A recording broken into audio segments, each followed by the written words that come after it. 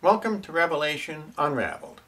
I'm your host, William Tapley, also known as the third eagle of the Apocalypse and the co-prophet of the end times.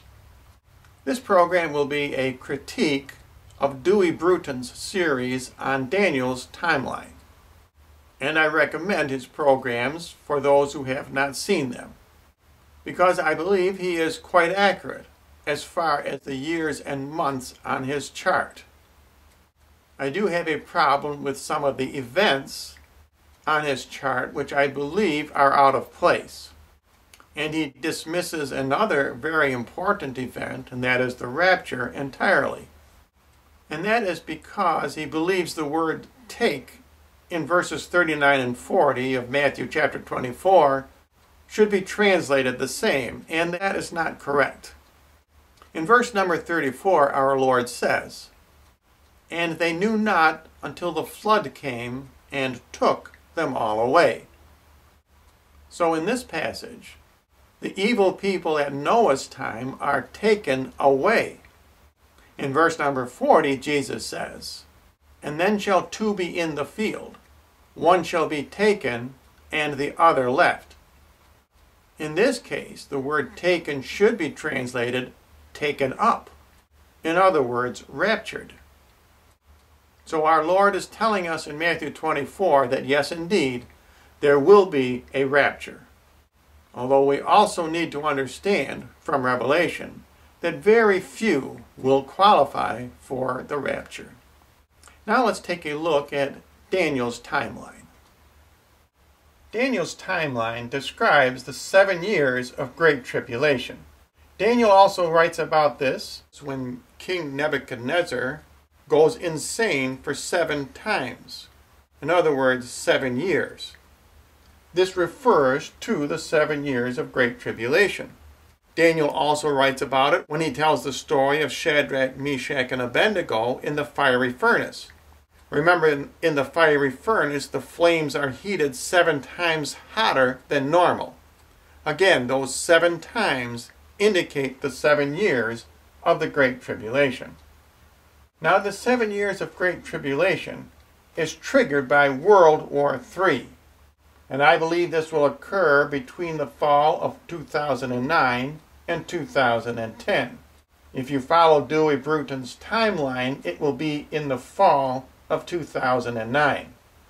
He makes the mistake, however, of saying that the trigger is not World War III, but rather a covenant with the Antichrist. This is a common misconception. Now, in the first 3.5 years, in Revelation, St. John writes that the holy city is trod underfoot for 42 months. These 42 months are the same as 3.5 years. The holy city, however, is not Jerusalem, but the city of Rome and the Vatican City. This refers to the destruction of the Catholic Church. Both the Catholic Church and the United States must be destroyed before the Antichrist can appear. The United States, England, and Russia are all destroyed in World War III, or at least, as Daniel says, their power is taken away.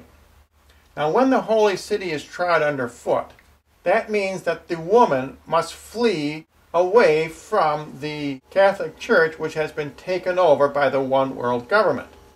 This woman refers to the remnant Catholics. It does not refer to Israel. At the same time, in Revelation 12:6, the 2 witnesses, that is Enoch and Elijah, preached during the first half of the Great Tribulation. Dewey Bruton mistakenly puts the 2 witnesses in the second half of the Great Tribulation. This is actually the covenant which is spoken of in the Bible. In other words, the Messianic covenant, not the Abrahamic covenant. Now, in the midst of the week, Dewey Bruton says that the date will be in spring of 2013. I believe it will be a little later. He insists on a date of March 22nd, 2013. For some reason, he seems to think that it must occur on the 11th day of Nisan, and not on a Sabbath or in winter time. And he could be right on that date. If it is spring 2013, as Dewey Bruton claims, then World War III, or the beginning of the Great Tribulation, begins this year, in September of 2009. Now let's look at the second half of the Great Tribulation. After Enoch and Elijah are assassinated and America and the Catholic Church are destroyed, the Antichrist begins his reign for a time, 2 times, and half a time. This is also found in Revelation 13:5. The Antichrist again reigns for 42 months, the same time frame as we have been speaking about. Daniel also notes that the woman flies for a time, 2 times, and half a time. It's important to understand that the word flies here is not the same as the word flees over here, because you flee from something. In this case, the remnant Catholics flee from the taken over Catholic Church. In the second half of the tribulation, the remnant Catholics fly to their place of protection in the desert away from the Antichrist. These two events are not the same, as Dewey Bruton seems to believe.